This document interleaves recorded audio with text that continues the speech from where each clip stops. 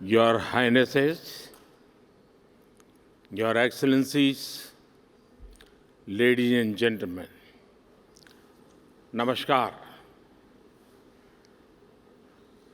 World government summit में keynote address देना मेरे लिए बहुत सम्मान की बात है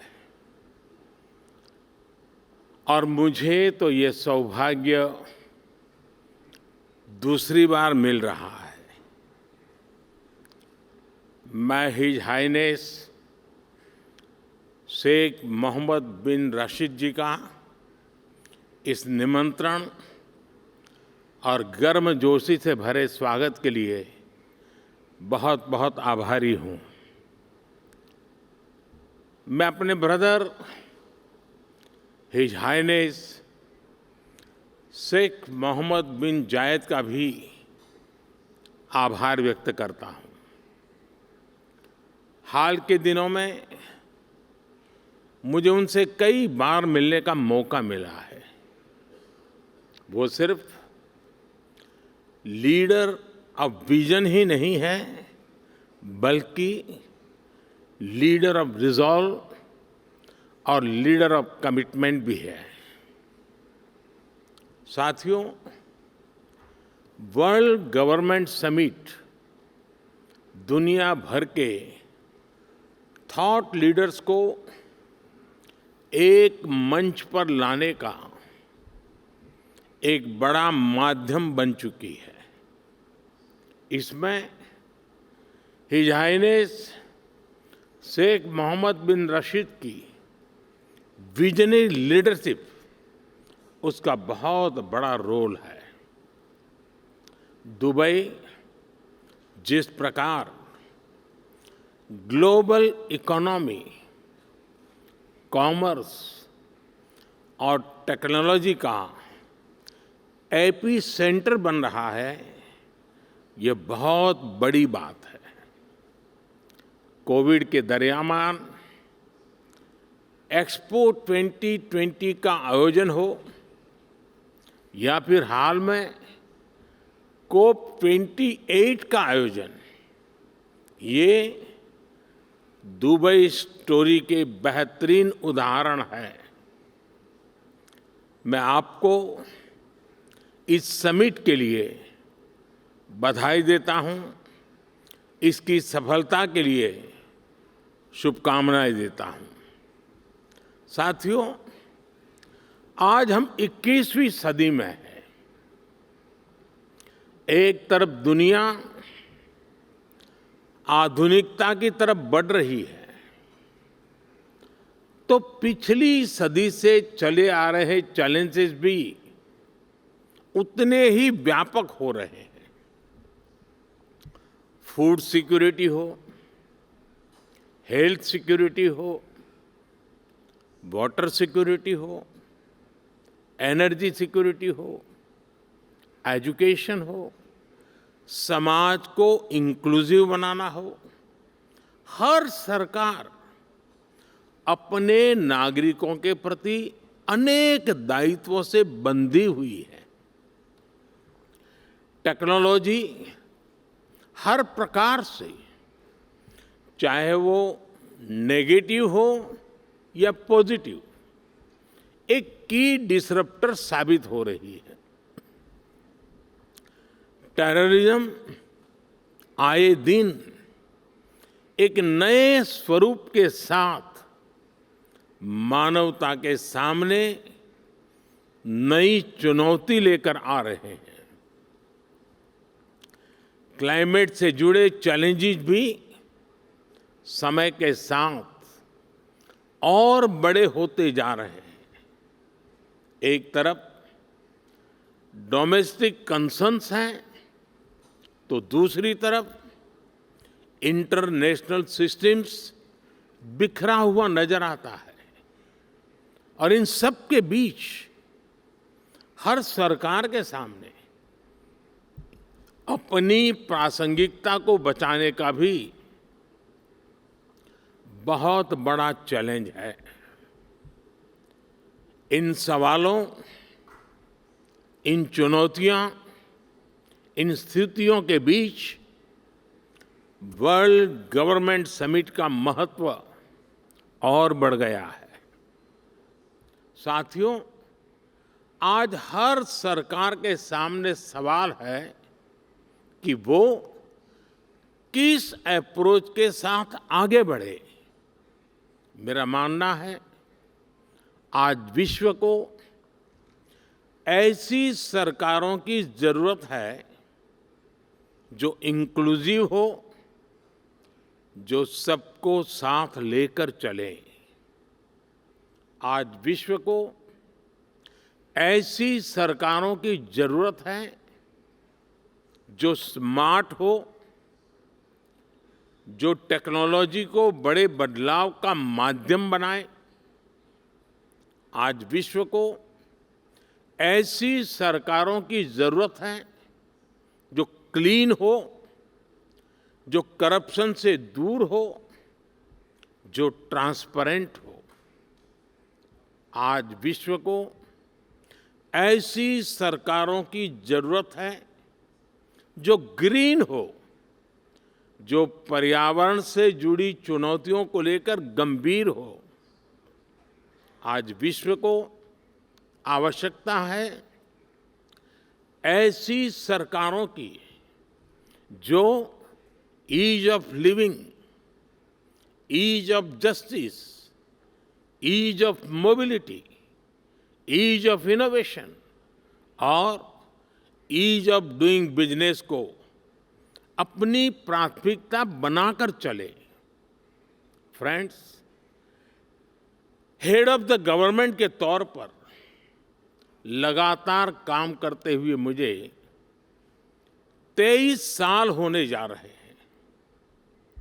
मैंने 13 साल भारत के एक बड़े स्टेट गुजरात की सरकार में रहते हुए लोगों की सेवा की है और अब मुझे सेंट्रल गवर्नमेंट में देशवासियों की सेवा करते हुए 10 साल होने जा रहे हैं। मैं मानता हूं कि सरकार का अभाव भी नहीं होना चाहिए और सरकार का दबाव भी नहीं होना चाहिए, बल्कि मैं तो ये मानता हूं कि लोगों की जिंदगी में सरकार का दखल कम से कम हो, ये सुनिश्चित करना भी सरकार का ही काम है। हम अक्सर कई एक्सपर्ट्स को सुनते हैं कि कोविड के बाद दुनिया भर में सरकारों पर भरोसा कम हुआ है, लेकिन भारत में हमने एकदम विपरीत अनुभव देखा। बीते वर्षों में भारत सरकार पर देश के लोगों का भरोसा और मजबूत हुआ है। लोगों को हमारी सरकार के इंटेंट और कमिटमेंट दोनों पर पूरा भरोसा है। ये कैसे हुआ? क्योंकि हमने गवर्नेंस में जन भावनाओं को प्राथमिकता दी है। हम देशवासियों की जरूरत के प्रति संवेदनशील है। हमने लोगों की जरूरतों और लोगों के सपनों दोनों को पूरा करना पर ध्यान दिया है। इन 23 वर्षों में सरकार में मेरा सबसे बड़ा सिद्धांत रहा है मिनिमम गवर्नमेंट, मैक्सिमम गवर्नेंस। मैंने हमेशा ऐसा एनवायरनमेंट क्रिएट करने पर जोर दिया है जो नागरिकों में एंटरप्राइज और एनर्जी दोनों को और बढ़ाएं। हम टॉप डाउन और बॉटम अप अप्रोच के साथ साथ होल ऑफ सोसाइटी अप्रोच को लेकर भी चले हैं। हमने होलिस्टिक अप्रोच पर बल दिया, पीपल्स पार्टिसिपेशन को सर्वोच्च प्राथमिकता दी। हमने प्रयास किया कि कोई अभियान भले ही सरकार शुरू करे, लेकिन समय के साथ देश की जनता उसकी बागडोर खुद संभाल ले। जन भागीदारी का इसी सिद्धांत पर चलते हुए हमने भारत में अनेक बड़े ट्रांसफॉर्मेशन देखे हैं। हमारी सैनिटेशन ड्राइव हो, गर्ल एजुकेशन को बढ़ाने का अभियान हो, डिजिटल लिटरेसी हो, इनकी सफलता पीपल्स पार्टिसिपेशन से ही सुनिश्चित हुई है। साथियों, सोशल और फाइनेंशियल इंक्लूजन हमारी सरकार की प्राथमिकता रही है। हमने 50 करोड़ से ज्यादा ऐसे लोगों को बैंकिंग से जोड़ा जिनके पास बैंक अकाउंट नहीं था। हमने उनको जागरूक करने के लिए बड़ा अभियान चलाया। आज इसी का परिणाम है कि आज हम फिनटेक में, डिजिटल पेमेंट्स में बहुत आगे निकल गए हैं। हमने विमेन लेड डेवलपमेंट को बढ़ावा दिया है। हम भारतीय महिलाओं का आर्थिक, सामाजिक और राजनीतिक सशक्तिकरण कर रहे हैं। कुछ महीने पहले ही कानून बनाकर हमने भारत की महिलाओं को पार्लियामेंट में रिजर्वेशन भी दिया है। हम आज भारत के युवाओं के लिए नए अवसर बना रहे हैं, उसके स्किल डेवलपमेंट पर फोकस कर रहे हैं। बहुत कम समय में ही भारत दुनिया का तीसरा सबसे बड़ा स्टार्टअप इकोसिस्टम यानी स्टार्टअप इकोसिस्टम का इतना बड़ा जंप आज हम तीसरे नंबर पर पहुंच गए हैं। साथियों, सबका साथ, सबका विकास के मंत्र पर चलते हुए हम लास्ट माइल डिलीवरी और सैचुरेशन के अप्रोच पर बल दे रहे हैं। सैचुरेशन की अप्रोच यानी सरकार की योजनाओं के लाभ से कोई भी लाभार्थी छूटे नहीं, सरकार खुद उस तक पहुंचे। गवर्नेंस के इस मॉडल में भेदभाव और भ्रष्टाचार दोनों की ही गुंजाइश समाप्त हो जाती है। एक स्टडी के मुताबिक भारत ने पिछले 10 वर्षों में 250 मिलियन लोगों को गरीबी से बाहर निकाला है और उसके पीछे इस गवर्नेंस मॉडल की बड़ी भूमिका रही है। साथियों, जब सरकारें पारदर्शिता को प्राथमिकता देती हैं तो उसके नतीजे भी मिलते हैं और भारत इसका भी एक उदाहरण है। आज भारत के 130 करोड़ से ज्यादा नागरिकों के पास उनकी डिजिटल आइडेंटिटी है। लोगों की ये डिजिटल आइडेंटिटी, उनके बैंक्स, उनके मोबाइल सब इंटरकनेक्टेड है। हमने टेक्नोलॉजी की मदद से एक सिस्टम डेवलप किया है, डायरेक्ट बेनिफिट ट्रांसफर, डीबीटी। इस सिस्टम की मदद से हमने बीते 10 साल में $400 बिलियन से ज्यादा लोगों के बैंक खातों में सीधे ट्रांसफर किए हैं। ऐसा करके हमने करप्शन की बहुत बड़ी गुंजाइश को जड़ से ही समाप्त कर दिया है। हमने देश के 33 बिलियन डॉलर से ज्यादा गलत हाथों में जाने से भी बचाया है। फ्रेंड्स, जहां तक क्लाइमेट चेंज की बात है, तो इससे डील करने के लिए भी भारत की एक अपनी अप्रोच रही है। भारत आज सोलर, विंड, हाइड्रो के साथ साथ बायोफ्यूल्स, ग्रीन हाइड्रोजन पर भी काम कर रहा है।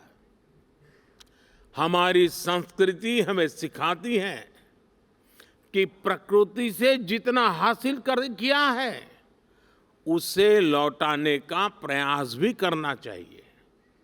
इसलिए भारत ने विश्व को एक नया मार्ग सुझाया है, जिस पर चलते हुए हम पर्यावरण की बहुत मदद कर सकते हैं। ये मार्ग है मिशन लाइफ, यानी लाइफस्टाइल फॉर एनवायरनमेंट का। ये मिशन प्रो प्लेनेट पीपल का रास्ता दिखाता है। हम कार्बन क्रेडिट की अप्रोच को भी काफी समय से देख रहे हैं। अब इससे आगे बढ़कर हमें ग्रीन क्रेडिट के बारे में सोचना चाहिए। इसकी चर्चा मैंने यहां दुबई में ही COP28 के दौरान बहुत विस्तार से की थी। साथियों, जब हम फ्यूचर की तरफ देखते हैं, तो हर सरकार के सामने आज अनेक प्रश्न हैं। हम अपनी नेशनल सॉवरेनिटी और इंटरनेशनल इंटरडिपेंडेंस में बैलेंस कैसे बनाएं?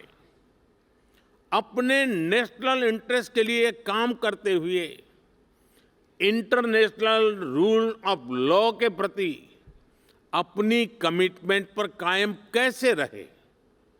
नेशनल प्रोग्रेस का विस्तार करते हुए हम ग्लोबल गुड के लिए ज्यादा से ज्यादा कंट्रीब्यूट कैसे करें?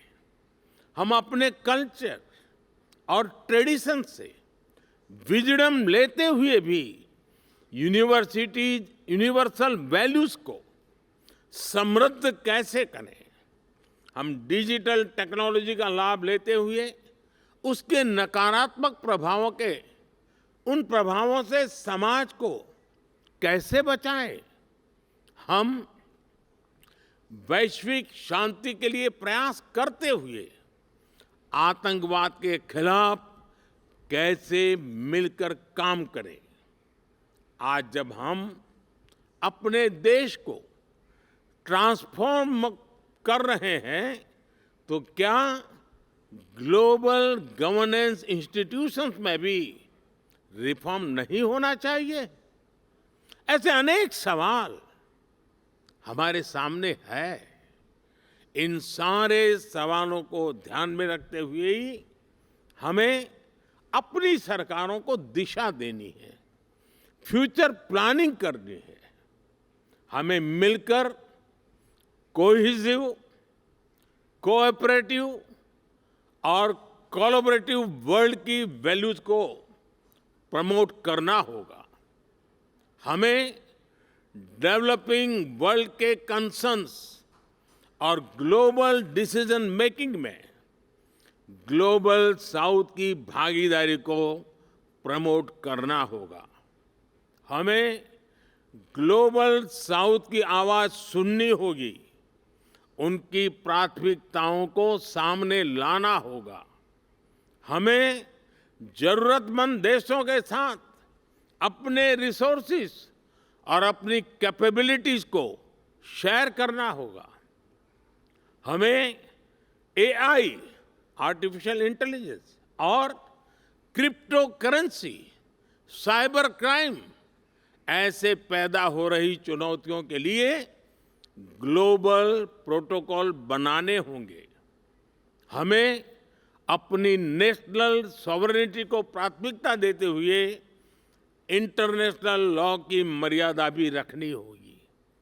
इन्हीं भावनाओं पर चलते हुए हम न केवल सरकारों के सामने उपस्थित चुनौतियों का समाधान करेंगे, बल्कि विश्व